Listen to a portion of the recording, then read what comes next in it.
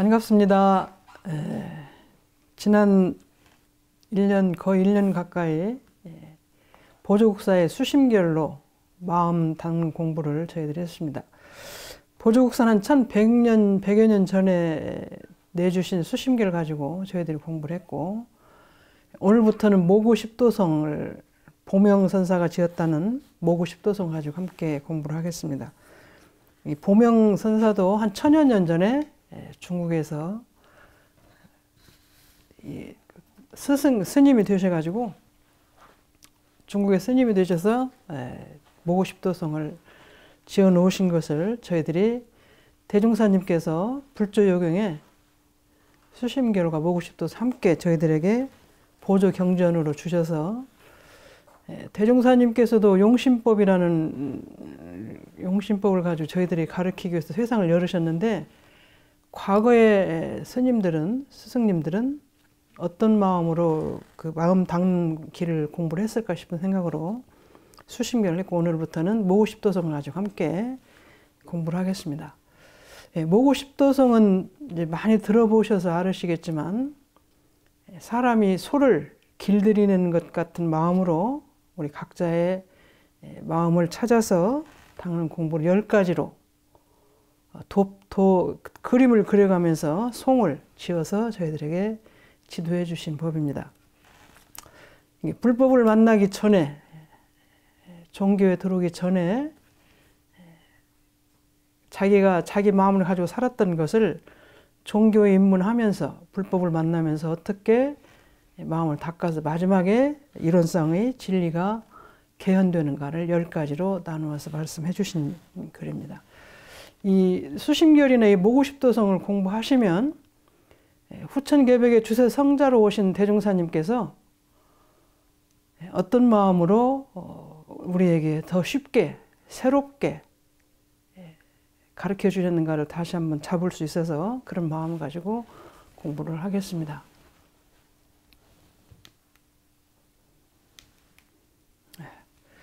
같이 한번 읽어보시면, 모구십도성은 작자 미상이라는 설과 보명화상이 지었다는 설이 있습니다. 보명화상은 960년부터 1279년, 지금부터 한 1100년, 100여 년 전에 중국 명나라의 스님이십니다. 보명사라는 중국에는 절에 있으면서 모구십도성을 짓고, 아마 본인은 송이라고 그 글자를, 한문 글귀를 써서 지어주시고, 후에 누군가가 내용에 맞게 그림을 그린 것이라는 설도 있고, 여러 가지 설이 있는데, 또 오래된 글이기 때문에 여러 가지 의미가 있는 것 같아요. 그래서 저희들은 이제 주로 보명화상이 지었다는 생각을 가지고 공부를 하고 했습니다. 보통 스님이라고 그러는데, 화상이라는 말은 무슨 말이냐 하면, 스님이라는 말씀을 더 존경의 마음을 더 높임 뜻으로 부를 때 화상이라고 부르는 것 같아요. 그래서 보명화상은 스님이라는 말보다 화상이라는 말씀을 더 많이 듣는 것 같습니다. 모구십도성은 비슷한 법문이 한 10여 개 있고, 그중 가장 많이 알려진 것이 보명의 모구십도성, 아까 말씀 보명화상의 모구십도성과 과감 스님의 시무도가 있습니다.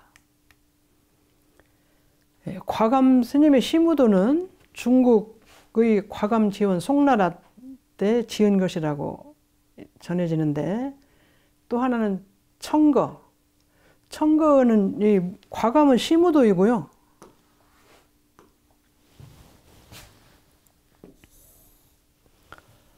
과감은 시무도이고, 청거라는 그 스님은 모구도라고 해서 또 했던 것이 있는 것 같아요. 아까 10여 개가 있다고 하는 것 중에 지금 3가지를 설명을 오늘 드리는 것 같은데, 보명화상의 모구십도성, 과감의 심우도, 그리고 청거라는 스님의 목우도, 모구도, 이렇게 3가지, 목, 우도, 3가지로 이라고도 한다. 결국 이 여러 가지 뜻이 있지만, 결국은 마음 닦는 일을 소 먹이는 일에 비유한 것이 시무도, 모구도, 모구십도성입니다. 이 내용이 주로 아함경과 지도론에 많이 나와 있는데, 우리가 아함경과 많이 들으셨으니까 아함경과 지도론에 대해서 잠깐 또 뒤에 설명을 드리겠습니다.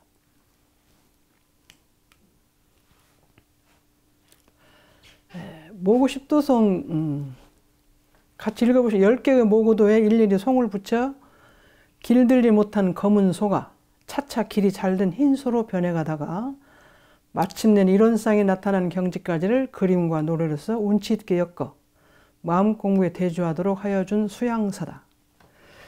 이것이 마음 찾는 공부법이어서 그러는지 수양서로 정신 사리 연구보다도 마음을 직접 닦아가고 마음을 찾고 하는데 중심을 두기 때문에 수양서로 들어가는 것 같아요. 마침내 이론 그래 모구 십도성 맨 뒤에 보면 이론상이 둥근 게 나타나는데 이론상에 나타나는 경지까지를 그림과 노래로 운치 있게 여기 송이라는 게 노래 송이거든요. 그래서 이제 뒤에 보시면 한문으로 이렇게 글귀 자귀를 맞춰가지고 3, 4에서 7, 7자씩 써서 칠한절구라고 많이 하는데 그렇게 해서 송으로 붙여가지고 마음을 공부하는 단계를 쭉 나타내는 것이 모구 10가지 그림을 가지고 노래처럼 시조처럼 이렇게 읊어서 해놓은 것이 모구 십도성입니다. 그래서 결국은 우리들의 마음 공부에 대조해서 공부하는 십도성. 아까 아엄경과 지도론에 많이 나왔다고 하는데 아엄경을 한번 어떤 것인가 많이 들어보셨으니까 어떤 걸 주로 얘기하는가에 대한 말씀을 같이 읽어보시겠습니다. 원래는 불설의 총칭이었으나 후일 대승경이 흥함으로 아함경을 소승경이라고 한다. 만법이 이것에 귀취하여 무루하다는 뜻, 무비법이라 하며 무료한 묘법이라는 뜻을 가지고 있다.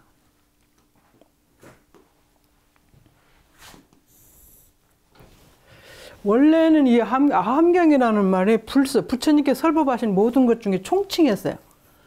그러니까 원시불교 처음에 초기 불교에서는 부처님 말씀 모두를 다 아함경이라는 경에다 썼기 때문에 아함경 그런 부처님께 말씀하신 모든 설법을 해서 총칭이었는데 이제 후일에 대승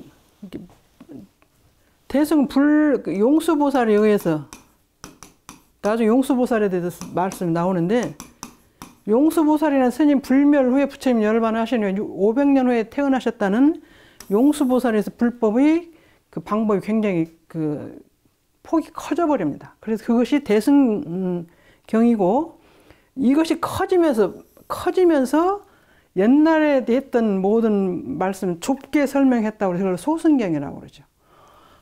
대승이라는 건 이게 탈승적인 게 많은 사람이 탄다는 얘기고 소승은 숫자가 적은 사람만 탄다는 얘기인데 그 법이 모든 사람이 실행할 수 있는 게 아니라 일반 어느 규격을 가진 사람만 실행할 수 있는 족으로 되어 있기 때문에 그걸 소승이라고 그러고 대승은 모든 사람들이 실행할 수 있도록 해놓은 것이 대승이 돼서 불법이 커지면서 흥하게 되려면 많은 사람이 어디에서는 쓸 수 있어야 되기 때문에 그렇게 하면서 대승경이 되면서 이제 아함경은 소승경전이라고 현재는 그렇게 부르고 있는데 초기에는 그것이 다였다는 말씀을 드리고 만법이 이것을 귀추라는 돌아갈 귀자 이건 나아갈 추자인데 돌아가서 내 원래로 돌아가 가지고 그 자리에 들어간다는 얘기가 취. 그 불교에서 육취해서 6가지 이렇게 나아가는 길이 그렇게 해서 육취라는 말씀을 쓰는데 귀취 그렇게 돌아가서 이 마음을 공부를 해서 돌아가서 한다. 무루 이건 셀루자예요. 샌다.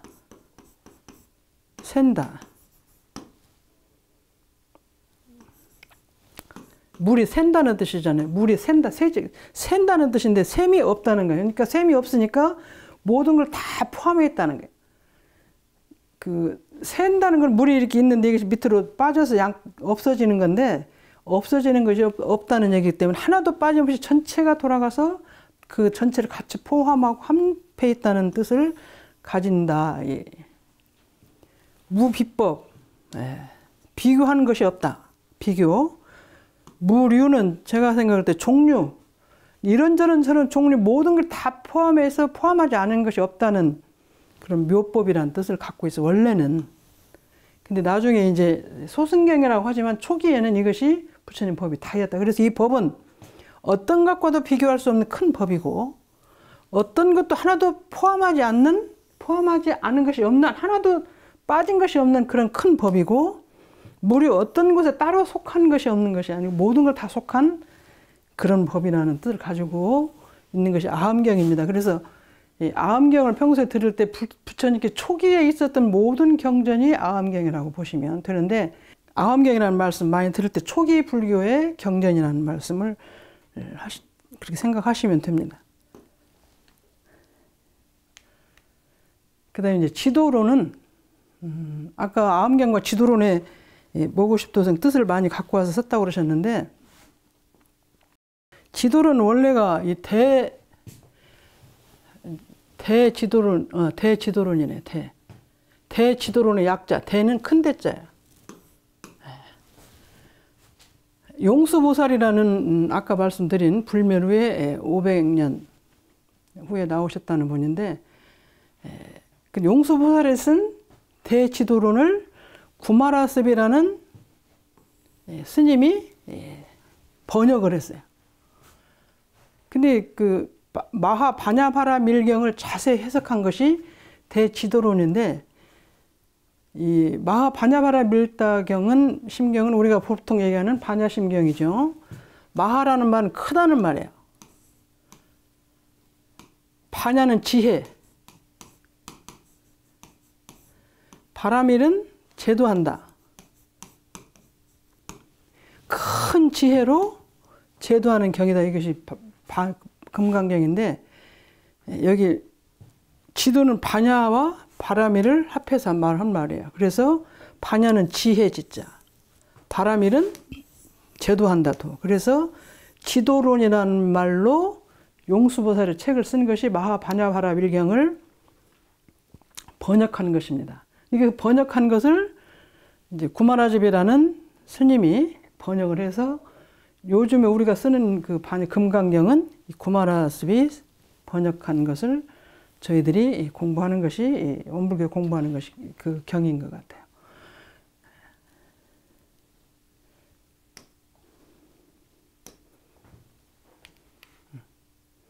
구마라습에 대한 말씀을, 이제 그 용수보살 말씀도 많이 하지만 구마라습이라는 말도 많이 나오는데, 인도의 승려, 인도 왕 구마라염과 구자국 왕의 누이 동생을 어머니로 둔 게, 아버지도 인도에서 왕이고 어머니는 구자국 왕의 누이 동생이, 소승불교로 출발해서 대승불교에 능통했다. 401년에 중국 장안으로 와서 많은 경전을 번역하였다. 마하바냐경, 아미타경 등 74부 384권을 번역한 대표적인 역경승이다. 구마라습은 인도에서 태어나서 인도의 왕의 아들이고, 어머니는 구자국 왕의 왕의 동생이니까, 근데 소승불교를 공부를 많이 해서 나중에 대승불교에 능통했는데, 용수보살이 아까 말씀드린 것처럼 용수보살이 대승 불교를 확 중흥을 시켰습니다.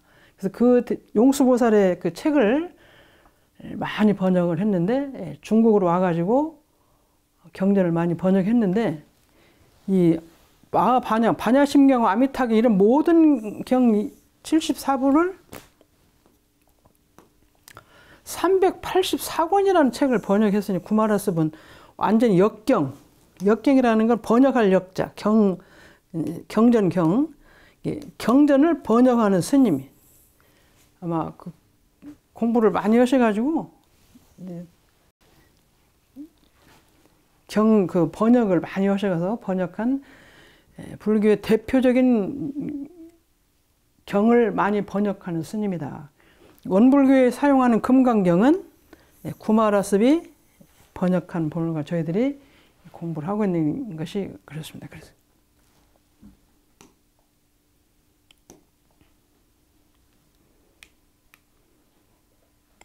용수보살에 대해서 말씀을 드리겠습니다. 용수보살들은 그 연대가 확실하지 않지만 대개 150년에서 250년, 그러니까 2000년 전에, 지금 2300이죠, 우리가. 2000년 전에 태어나신 분이죠. 이게 불기가 지금 2600년이잖아요, 불기가. 그러니까 불멸 후에 500년이고 500년 후에 태어나셔서, 지금부터 한 2000년 전에 태어나셔서 불교를 오늘날의 대승불교를 중흥시킨 분이 우리 용수보살이라고 알고 있습니다. 그래서 용수보살은 그런 분인데, 인도의 불교학자고 원어명은 나가르주나, 남인도 출생. 북인도로 가서 당시 인도의 사상을 공부하고 특히 불교 신흥, 새로 생긴 대승불교 사상을 연구해서 기초를 확립했습니다. 제2의 석가, 8종의 조사라고 일컫는다. 용수의 정확한 생물 영대는 알려져 있지 않으나 대개 서가모니 열반 후 6, 700년경 남인도 바라문의 집안에서 출생했다고 합니다. 남인도에서 태어났고 불멸 후에 대개 저희 500년이라고 많이 들었는데 지금 6, 700년이라는 말도 있고 그런 것 같아요. 그래서 공부를 했는데 처음에는 이분이 그 불교에 입문하기 전에는 좀 잘못 세상을 그냥 살았는데 살다 보니까 그런 것이 아니라는 걸 크게 느껴서 그 불교에 귀의해가지고 다시 공부해서 그렇게 크게 용수 사상의 대승 사상을 많이 흡수하면서 공부를 했습니다. 근데 아까 얘기대로 지금 앞에서 제2의 석가, 용수보살 보고 제2의 석가, 제2의 석가, 그다음 8종의 조사라는 말을 하는데, 제2의 석가는 서가모니부처님 내놓은 큰 법을 다시 한번 크게 일으켰어요. 그걸 중흥시조라고 그래요. 우리가 한 가정에서도 쭉 내려와서 그 중에 5대, 7대가 누가 하나 그 가정을 일으키면 중흥시조라고 그러는데, 불교 불법이 내려와서 불멸 후에 한 500년경에 좀 약해져가 있는 불법을 용수보살이 대승불교를 확 키워가지고 해서 중흥시조라고 얘기를 하는데, 그리고 제2의 석가라는 게 서가모니 부처님의 법을 다시 한번 크게 드러났기 때문에 서가모니 부처님이 다음에 나온 제2의 시조같이 얘기를 하고, 그다음에 8종의 조사라고 하는 것은 제가 보니까 불교가 이제 불법이 쭉 내려오면서 중국으로 와가지고 5가 7종으로 바뀌었어요. 5가 7종으로 이제 종파가 많이 생겼어요.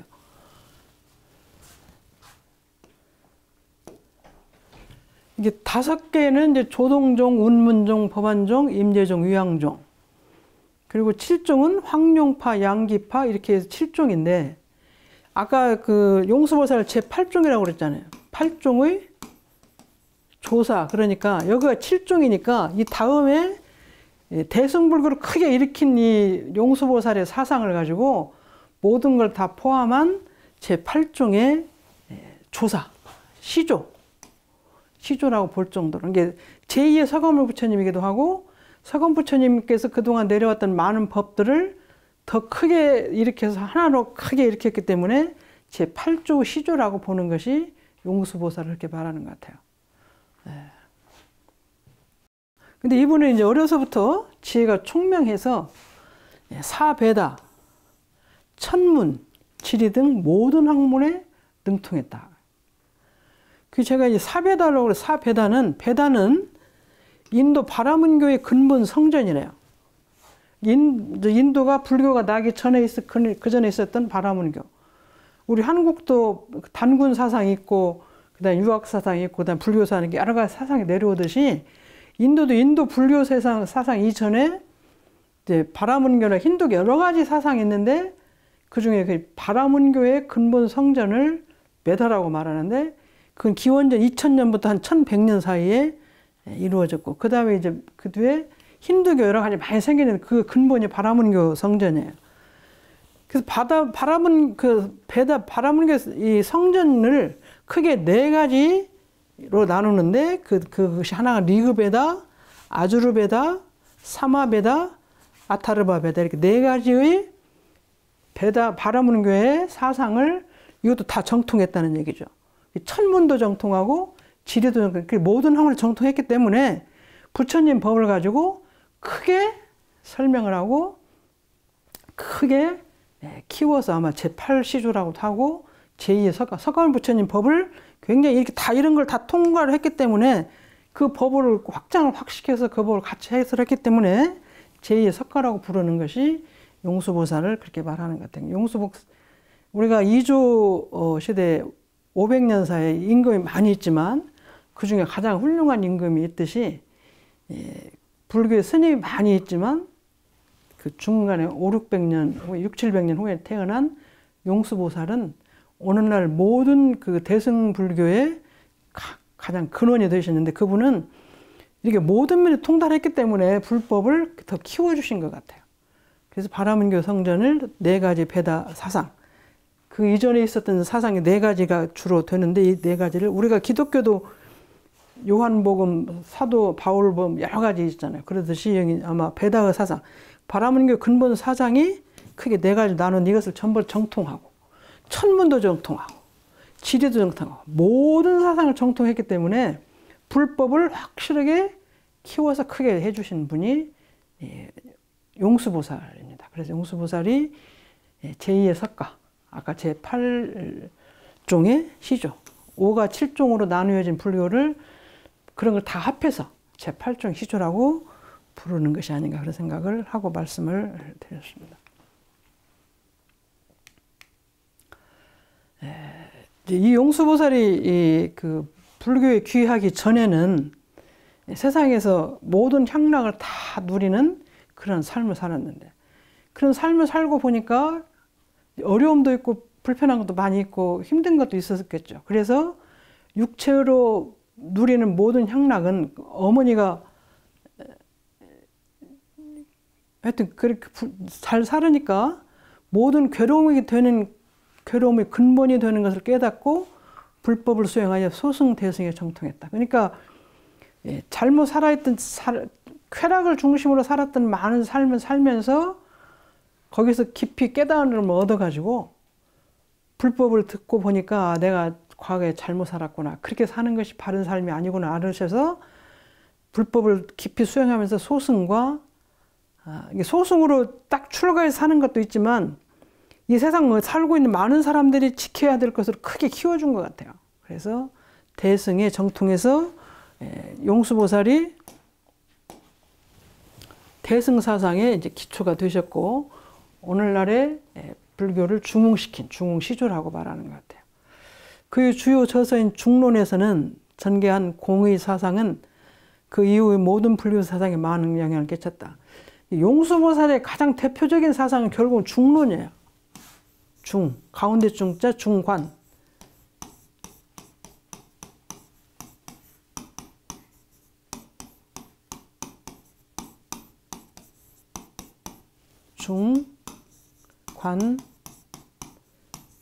중관론.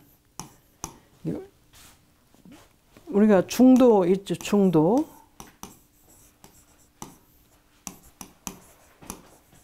유교의 사상은 중용이죠, 중용.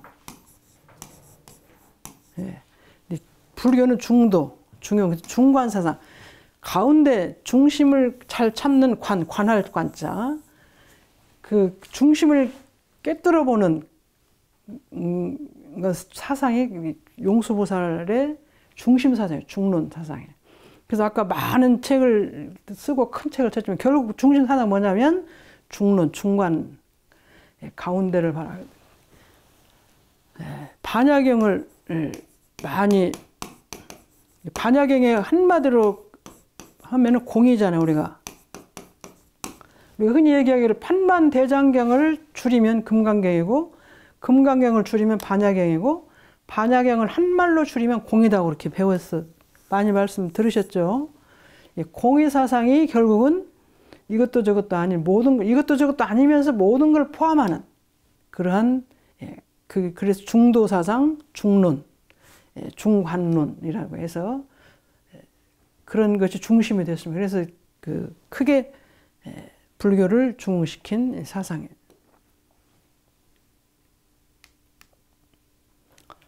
그리고 이제 지금까지 모국식 도성에 있어지긴 과정에서 지금 말씀을 드렸고 지금부터 보고 싶던 다시 나온 것은 오늘 우리가 공부하려고 하는 이 보명화상의 보고 싶도성이 설명하고 있는 여러 가지를 이제 설명을 드리는 것 같아요. 원불교에서는 여러 가지 10여 개가 있고 아까 크게는 3가지인데 그 중에서 보명선사의 저수를 통용하고 있다.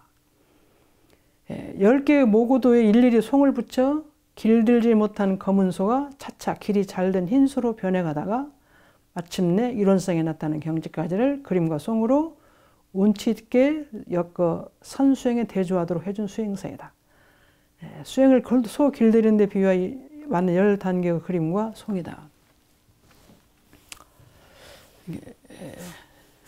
보명선사의 저수를 우리가 사용하고 있고 10개의 그 그림과 글을 통해서 송을 붙여서 결국은 길들지 못하는 검은 소가 차차 길이 잘된 흰 소로 변해가는 마침내 이론성에 나타나는 경지를 그림으로 해줬다. 그래서 그런 것들이 결국은 그 이론성에 나타나게 근본은 여기서는 수양을 중심으로 해서 마음을 잘 닦아서 내 본 마음을 찾아 회복하는 데 더 중심이 두어서 수행서라고 얘기를 하고 선수행을 해서 대조하더라. 불교가 그 교종과 선종이 있습니다. 교종은 글자를 통해서 문자를 통해서 공부하는 것이라고 한다면 선종은 수행을 통해서 들어가는 것인데 선을 통해서 선은 글과 문자와 글을 놓고 자기 마음을 깊이 관을 통해서 들어가서 공부하는 것입니다. 그래서 이 검은 소가 흰 소가 되는 선의 과정을 10개로 나누어서 공부하는 것이 모고 십도성인데 그래서 선 수행을 중심으로 해서 수행을 하도록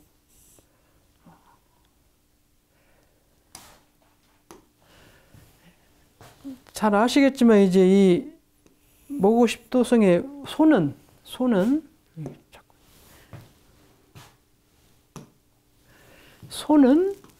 우리 본래 마음을 의미한다. 소는 우리 본래 마음을 의미한다. 그러니까 마음이 덮여 있어요. 재생명리, 탐진치로 덮여 있는 마음, 검정 마음을 자꾸 닦아서 하얀 본래 마음으로 찾아간다는 뜻이 되겠죠. 모구는 이 목자는 가축을 기른다는 뜻이 있고요. 또 다스린다, 통치한다, 또 복종하다. 목자 자체가 수양이라는 말도 들어있다고 그러네요.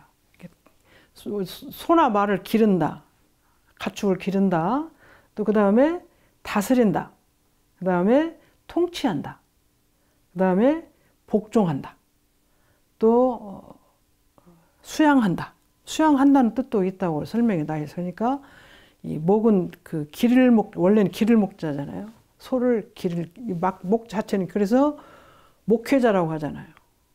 목회자, 목동은 소를 기르는 사람을 얘기하기 때문에. 그래서 목은 소를 기르는 사람인데 가축도 기르지만 내가 캄캄 덮여져 있는 마음을 찾아서 길들이는다. 소를 기르는 것처럼 내 마음, 본래 마음을 기르고 길들이고 닦아간다. 그런 뜻을 가지고 모구라는 말씀을 뜻인 것 같아요. 그러니까 불교에서도 모구라는 말을 썼고 기독교에서도 양을 기른다 해서 목회자 그렇게 얘기를 하잖아요.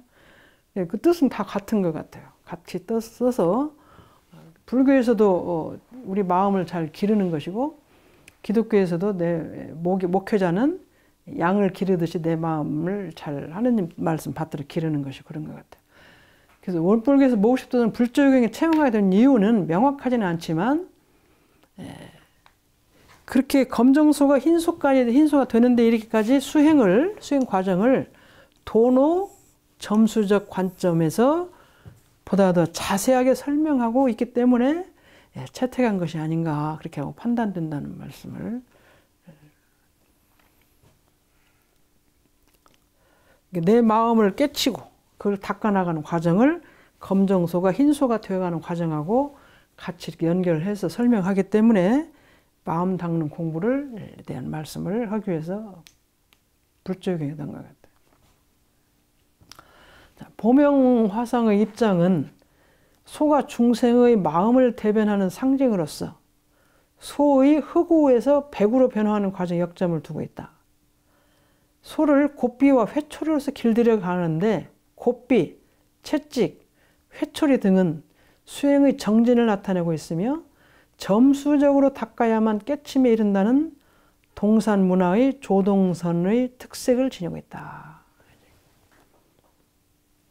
보명화상에 이제 모구십도도 우리가 쓰신 것을 공부를 하니까 보명화상에 볼 때 우리의 마음이 중생의 마음을 대변해. 소는 소의 흑우가 검정 흑우는 중생의 마음을 대변하는 것이고 백우는 이제 부처의 마음으로 되는 거죠. 부처로 백우는 부처가 되는 길이죠. 중생의 마음을 가진 검정소가 부처의 마음을 가진 그 부처로 만들어가는 과정을 이제 설명을 이렇게 그림과 설명 하나하나 설명 과정을 10개로 나누어서 설명한 거예요. 10개로 나누어 설명한다는 것이 이것이 참 쉽지 않은 거잖아요. 우리가 초등학교 들어가면 1학년, 2학년, 3학년, 6학년 해서 6년으로 나누어서 초등학교 과정을 공부시키고 중고등학교도 중학교 3년, 고등학교 3년 그렇게 하는데 우리가 운동을 배워도 초급, 2급, 3급 해서 이렇게 하나하나 단계를 밟아가서 위로 올라가잖아요. 모든 것이 그런 것 같아요. 우리가 축구를 해도 반에서 오고 학교에서 오고 도에서 오고 그다음에 국가대표가 되고 그다음에 세계 프로에 가고 프로에 가서 또 월드컵이나 올림픽에 가서 또 하고 이렇게 단계가 있는 것처럼 바둑도 다 급이 있고 우리가 그러잖아요. 모든 것이 태권도도 급이 있고 그 급을 처음부터 올라가는데 이 사이에 중간에 급을 만드는 것이 우리가 단계를 밟아가는 데 좋을 것 같아서 우리가 그렇게 하는데 보이지 않는 마음의 세계를 10단계로 나눠서 설명한다는 건 이건 참 어려운 일일 것 같아요. 우리가 요리를 배워도 초등급 처음에 초입자가 배우는 것 그다음에 이렇게 하듯이 근데 그것을 어느 정도 기초를 해놔야 그 다음에 올라가고 단계적으로 해야 가능해. 다 섞어가지고 막 하면 잘 못하는 것처럼 단계를 밟아가는 것이기 때문에 10가지로 나누어서 설명하는 건 공부를 많이 한 사람이 하나하나 나누어서 공부를 가르치는 것이 잘하는 것인 것 같아요. 그래서 우리 모두가 다 그 급이 있어서 우리 축구가 보면 1부 리그가 2부 리그가 있는 것처럼 2부 리그에서 열심히 해서 1부 리그로 올라가는 것처럼 이 마음 공부도 그렇게 단계가 있습니다. 단계가 있는데 그 단계가 저희들도 공부를 해보면 그 보통급이 내일 원불교에서 그 보통급에서 내가 모든 것이 보통급이 아니라 어떤 때는 특신급도 했다 상정급도 했다가 또 다시 또 떨어져서 보통급도 갔다 이렇게 하잖아요. 그러니까 흑우가 백으로 가는 과정을 내가 잘 알아야 내가 지금 현재 이 과정인데 더 부족하다. 아니면 내가 어제보다 조금 더 잘했다. 이걸 구별해서 알 수 있는 공부 단계가 굉장히 중요하고 필요한 것 같아요. 그렇게 하려면 자기가 지금 현재 공부하고 있는 현 주소를 잘 알아야 돼요. 잘 알아야 내가 아주 떨어졌는지 올라가는 건지 가만히 제자리에 서 있는 건지 그렇게 하니까 이 단계를 잘 공부를 해야 되는 것 같습니다. 그래서 흑우에서 백으로 가는 과정이니까 이 과정을 하나하나 잘 보면 내가 내 마음을 보고 공부 단계가 어느 정도 있는지 내가 지금 공부를 하고 있는 건지 머물러 있는 건지 그것이 구별을 할 수 있을 것 같아요. 그 다음에 소를 곱비와 회초리로 길들이는 여기는 이제 그림을 그릴 때 곱비하고 회초리를 목동이 소 코를 뚫은 그 곱비 하나 있고 그 다음에 잘 가게 하는 때리는 회초리가 하나 있어요. 그 두 가지 회초리를 그 두 가지를 가지고 흑우에서 백으로 가는 과정을 나타냅니다. 곱비, 채찍, 회초리 등은 수행의 정진을 나타내는 이 그림을 이제 10가지 그림을 보시면서 고삐가 갖고 있는 의미하고 채찍질하는 의미하고 회초리를 때리는 의미를 그 수행을 할 수 있도록 하는 건데, 고삐는 어떤 의미이고 채찍은 어떤 의미인가를 그 그림을 보시면서 흑오가 백으로 가는 과정을 보는 것입니다. 점수, 점점 닦아가는 것, 점점점 좋아져가는, 점점점 능력이 익혀지는 그런 것이 점수. 점수적으로 닦아야만 깨침에 이른다는 동산. 동산은 이제 불교가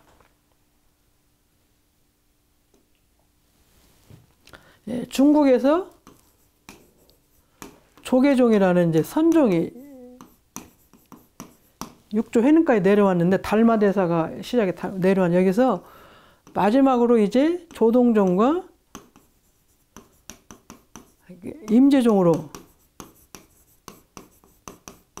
이제 내려오는 과정에서 아까 오가 7종에서 보면 그렇게 나오는데, 조동종은 중국에서 일본으로 갔어요. 일본으로. 아까 동산 스님이라는 이분이 오고, 그 다음에 임재종은 한국으로 왔어요. 그래서 조동종은 묵조선을 중심으로 하죠. 묵조선은 여기 조동종 동산 문화에서는 임재종은 우리가 흔히 얘기하는 간화선이라고 화두를 들고 하는 거예요. 간화선. 여기는 화두를 들고 선을 하는 거예요. 묵조선은 그냥 내 마음의 근원이 무엇인가 하고 딱 놓고 공부하는 길이에요. 그래서 동산, 그 조동종에 내려가는 동산 점수, 그 자리를 들어가는데 점점 닦아가는 과정을 겪어가는 것으로 생각하는 것이 조동종의 선의 특색을 지니고 있어요. 그래서 조동종은 조계종의 불교에 중국에서 내려올 때 우리나라는 간화선, 화두를 들고 선을 하는 공부로 내려오고, 조동종은 일본으로 갔는데, 그래서 일본은 스님, 우리처럼 그 전문 스님이 아니고 다 자기 삶을 따로 살면서 절을 갖고 있어요. 우리나라는 스님만 하시는 건데, 그래서 그 조동종이 이제 그런 역할을 하는데, 묵조선은 이제 가끔 들어보셨겠지만 선만 하는, 이게 무엇고 하고 선을 하는 것이고, 임재종은 이제 그 모든 걸 다 놓고 그냥 선만 하는 것이고, 임재종은 화두를 하나씩 들고 이것이 무엇인가, 무가 무엇인가, 할이 뭐 이렇게 화두를 들고 오는 것인데, 조동종은 이제 묵조선은 선만 하는, 그냥 다 놓고 선을 하는 건데, 그 속에서 특색을 지니고 있는 것입니다. 그래서 이게 결국 보명화상의 이 모구십도성은 동산 문화에 있는 그 계통의 그 묵조선을 향해서 공부를 해서 흑오 부처가 되는, 배구가 되는 공부를 하는 길이 되는 것 같아요. 조동종은 여기 설명을 드리면, 선종 한파, 중국에서 선종의 육조 해능이 조계에서 법을 전하고, 그 육세의 손 양계가 동산에서 선풍을 크게 일으켜 조동종이라 하게 됐다. 조동종은 12대 법손인 천동여정 이후로 중국에서 쇠퇴하고, 일본의 도원이 여정에게서 법을 받아 일본으로 돌아가 현재까지 성행하고 있다. 제가 여기 다 설명이 됐네요. 네. 조동종은 선종의 한 파입니다. 선종.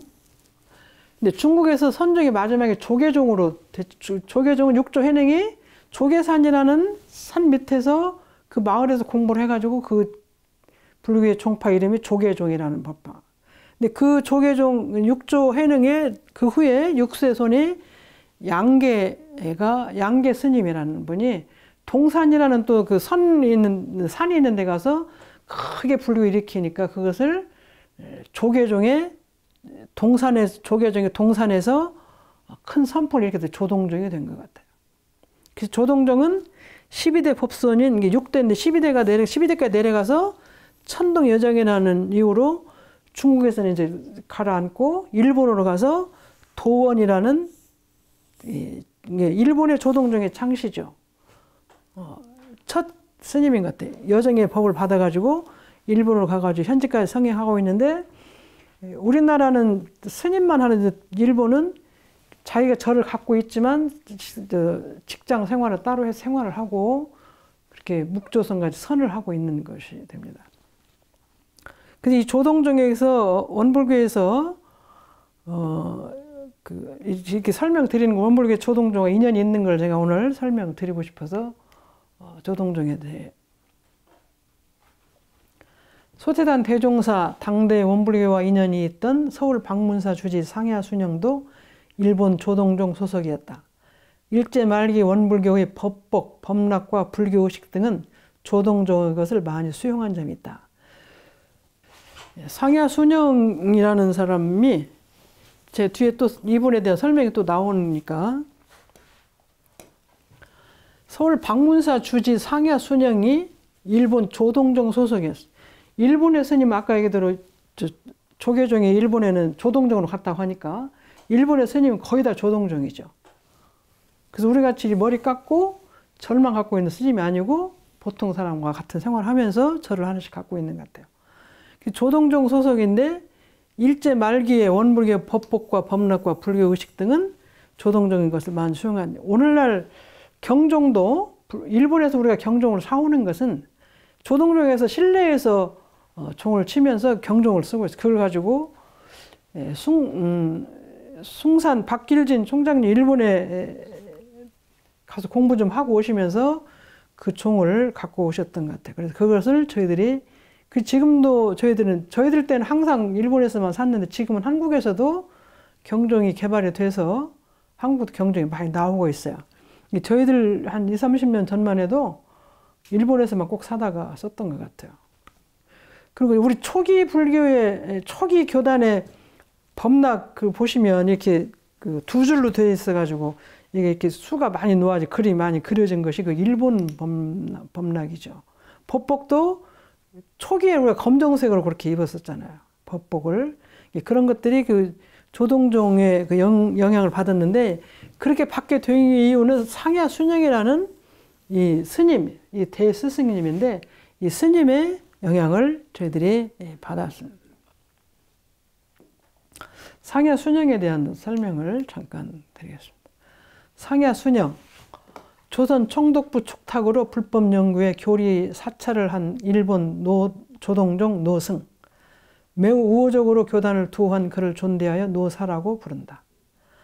영평사 부과원, 조동종 종무원 총무, 이등방문의 공덕을 기념하여 지은 방문사 주지, 조선 총독부 고문하다가 72세에 대교사가 되고 1947년 봄 영평사 서당에 주석하시다가 동년 8월 30일 78세로 입적했다. 이분이 1869년에서 1947년까지 살으셨는데 우리가 일제시대에 들어가 있을 때 조선 총독부에서 불법 연구를 가서 교리를 한번 봐라. 근데 그때 왜 그랬냐면 황도불교.